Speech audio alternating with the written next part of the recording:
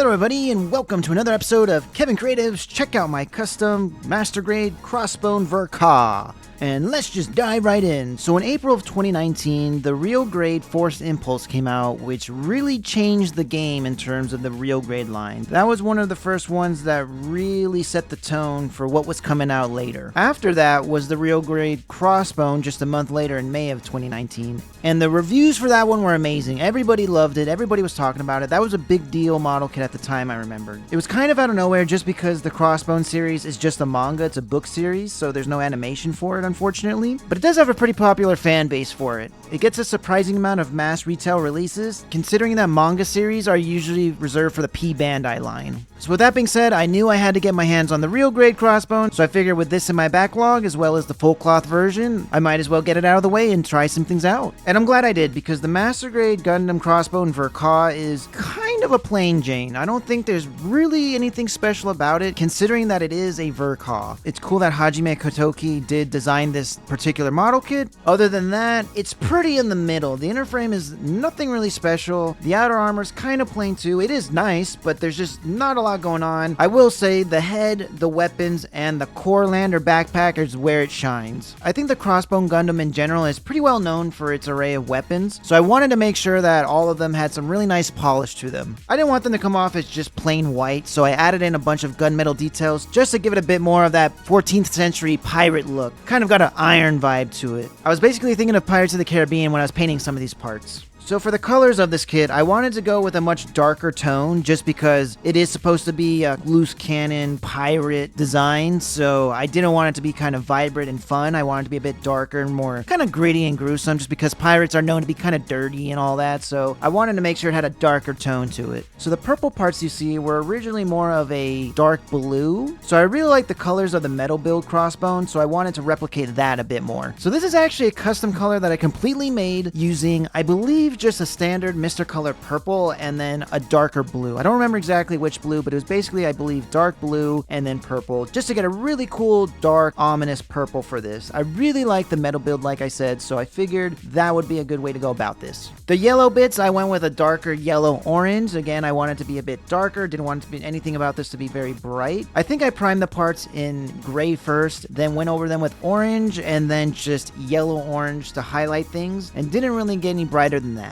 So for the red, I just pre-shaded the parts, so meaning I went over just the rims of the parts to give it a darker feel for them, rather than just painting the whole parts and then highlighting it. And with that, I went with a red-brown, just to keep things pretty dark. I like going with red-brown for any type of shading with the red parts whenever I want to make them dark. It just works really well. It blends really well, really naturally with a red. Brown and red go really well together in terms of that, so I always use that color for any type of ominous dark red parts. And then for the base red, I think I just went with maybe Italian red. I don't remember, but it was just a pretty standard red. So this was the first time I was doing any type of scorch marks on the verniers and stuff like that, so I had never done it before, and I had an idea of what to do. Went a bit too hard on it, but I'll go over it real quickly. So what I did was I painted the verniers in a gunmetal color first. As always, I love doing the inner frame in a nice dark gunmetal, just to give it a realistic metal tone to it. Then for the inside of the vernier, as well as the outer rim of it, I went over with a nice bright silver to give it some glow to it, and then on top of that, I coated it with a clear blue to give it that scorched metal feel. And I know that there are other layers you can add, such as clear brown, clear purple, just to break things up. I should have done that, but this was my first attempt. I just kind of wanted to see how things went. I think it looks okay. It looks definitely not real, but I do like the high contrast of the blue. It's just really blue, and I kind of don't mind it. The way I went about it, it looks fine for me, especially with this kit not being too colorful. I think that actually really works, so I'm pretty happy with it. So unfortunately, like I said, this kit was a bit basic in its design and all that. So unfortunately, with the Crossbone Core Fighter, there is no color separation with the yellow parts, so I did have to do a bit of masking. Mostly came out okay, some of it not so great. Overall, pretty happy with it. From a distance, you're never gonna really tell, and I think that little extra bit really, as always, makes things pop out. I say that a lot. I know that's a phrase I use a lot, but it's really the truth. I don't know how else to say it. You really just want to pick out little things here and there to make things pop out out and give yourself a three-dimensional presentation rather than leaving everything as it is to get washed out. So for the yellow parts of the knees, they had some vents on them that I wanted to fill in as well because again, those were just single parts, not separated. So I painted it with an enamel gunmetal color, and then using the reverse wash technique, I just cleaned up the excess paint around the lacquer yellow, and then there you go. It came out pretty nice. I will say the white parts on this were a big wake-up call. I didn't do the greatest job with the shading and all that. There's a lot of inconsistency with the shading and the white on this kit, just because I got lucky up until this point and didn't have any issues. And then I think this was the first kit where I had done all the shading and I was like, ooh, okay, I gotta make sure to be a bit more consistent with what I'm doing. It seems like everything looks the same when you have it all individually pieced, but once you put it together, you're gonna notice where things stand out. So I had to keep that into consideration with future builds. As I look at this kit, I realized there wasn't a lot of panel lining on this. I will say I do wish that I had filled in instead of the panel lines. I did a masking and then did just black over it. I think that would have came out cleaner. Some of them look okay, some of them look a little bleh.